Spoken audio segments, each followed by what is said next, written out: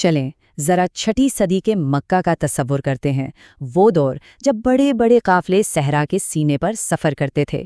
اسی ماحول میں ایک نوجوان لڑکا محمد بن عبداللہ ایک ایسے سفر پر نکلنے والا تھا جو صرف ریت کے ٹیلوں کا سفر نہیں تھا، بلکہ ایک ایسی منزل کی طرف تھا جو ان کی تقدیر بدلنے والی تھی۔ تو آخر اس صحرائی سفر میں ایسا کیا ہوا تھا جس نے اس دور کے بڑے بڑے دانشوروں کو یہ ماننے پر مجبور کر دیا کہ ایک نئے نبی کی آمد ہو چکی ہے؟ آئیے اس دلچسپ کہانی کی گہرائی میں اترتے ہیں۔ اپنے دادا کے انتقال کے بعد نوجوان محمد کی پوری ذمہ داری ان کے شفیق چچا ابو طالب کے کندھوں پر آ گئی، اور بہت جلد انہیں ایک بہت ہی مشکل فیصلے کا سامنا کرنا پڑا۔ ایک ایسا فیصلہ جو محبت اور خوف کے درمیان ایک کڑا امتحان تھا۔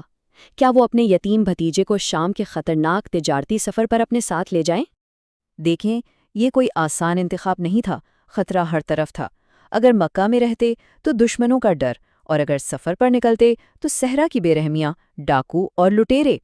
ابو طالب کے لیے یہ فیصلہ کرنا بہت ہی مشکل تھا، جیسے آگ اور پانی میں سے کسی ایک کو چننا ہو۔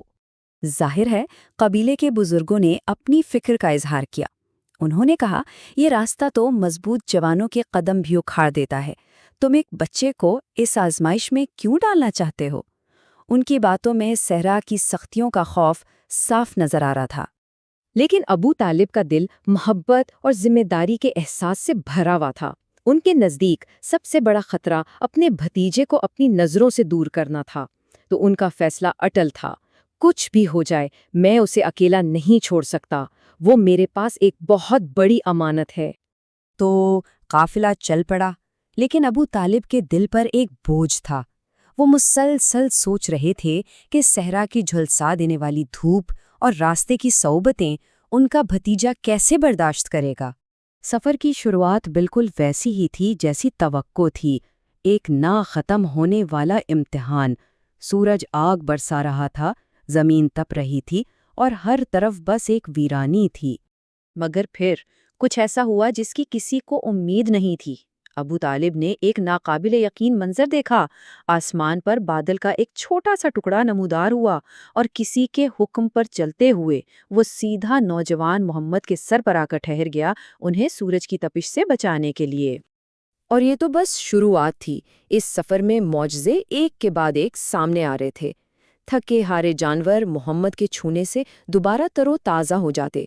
قافلہ جہاں بھی رکتا، خشک زمین سے پانی کے چشمے پھوٹ پڑتے اور ہریالی نظر آنے لگتی۔ اس قافلے کو کبھی پانی کی کمی نہیں ہوئی، جبکہ دوسرے قافلے پانی کی ایک ایک بوند کو ترستے رہے۔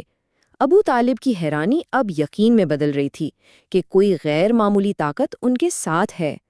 مہینوں کے لمبے سفر کے بعد یہ قافلہ بصرہ شہر پہنچا۔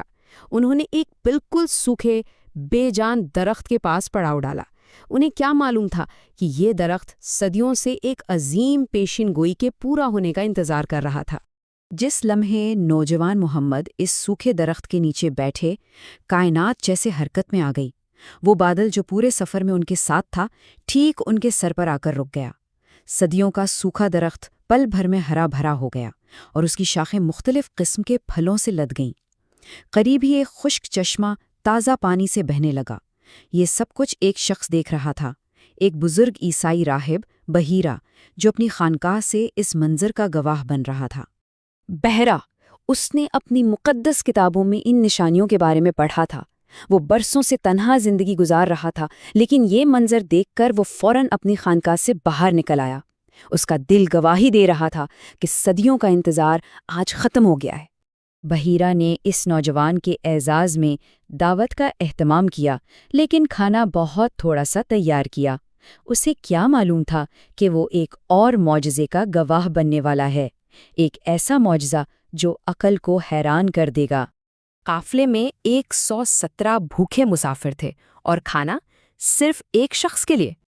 لیکن محمد نے اکیلے کھانے سے انکار کر دیا۔ انہوں نے سب کو دعوت دی کہ وہ ان کے ساتھ کھانا کھائیں، اور پھر بحیرہ کی آنکھوں نے وہ دیکھا جس پر یقین کرنا مشکل تھا۔ 170 لوگوں نے پیٹ بھر کر کھایا، اور کھانے کا برتن اب بھی ویسا ہی بھرا ہوا تھا جیسا شروع میں تھا۔ اس منظر نے بحیرہ کے دل سے سارے شک دور کر دیے۔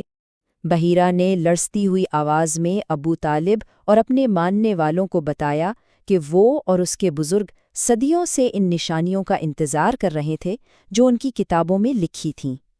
صحیفوں میں لکھا ہے کہ جب کوئی بچہ اس درخت کے نیچے بیٹھے گا اور یہ دوبارہ زندہ ہو جائے گا تو وہی آخری نبی ہوگا۔ لیکن اس عظیم خوشخبری کے ساتھ ایک سنگین خطرہ بھی تھا۔ بحرہ جانتا تھا کہ اگر اس نے ان نشانیوں کو پہچان لیا ہے تو وہ لوگ بھی پہچان لیں گے جن کے دلوں میں حسد اور نفرت ہے۔ اس نے ابو طالب سے التجا کی، خدا کے لیے اس بچے کو فوراً واپس لے جاؤ۔ اگر ان لوگوں کو اس کی خبر ہو گئی جو ان پیشین گوئیوں کو جانتے ہیں تو وہ اسے ایک لمحے کے لیے بھی زندہ نہیں چھوڑیں گے۔ اور بحیرہ اس سچ کو پہچاننے والا اکیلا نہیں تھا، یہ پہچان کی ایک لہر تھی جو پورے راستے ان کے ساتھ چلتی رہی۔ شام میں سب سے بڑے راہب نستورا نے ان کی پیٹھ پر مہر نبوت کو پہچانا۔ شہر سے باہر دوسرے عبادت گزاروں نے بھی انہیں دیکھتے ہی پہچان لیا کہ یہ وہی ہستی ہیں جن کا ذکر ان کی کتابوں میں ہے۔ اس کہانی کا اختتام ایک اور راہب کے ان الفاظ پر کرتے ہیں جو اس نے ابو طالب سے کہے۔ یہ الفاظ اس سفر کی پوری حقیقت کو بیان کرتے ہیں۔ جس نے اس کا ساتھ دیا وہ اس دنیا اور آخرت میں زندہ ہے، اور جس نے اس سے منہ موڑا وہ اس دنیا اور آخرت میں مردہ ہے۔ یہ صرف ایک تجارتی سفر نہیں تھا، یہ ایک نئی تاریخ کا آغاز تھا۔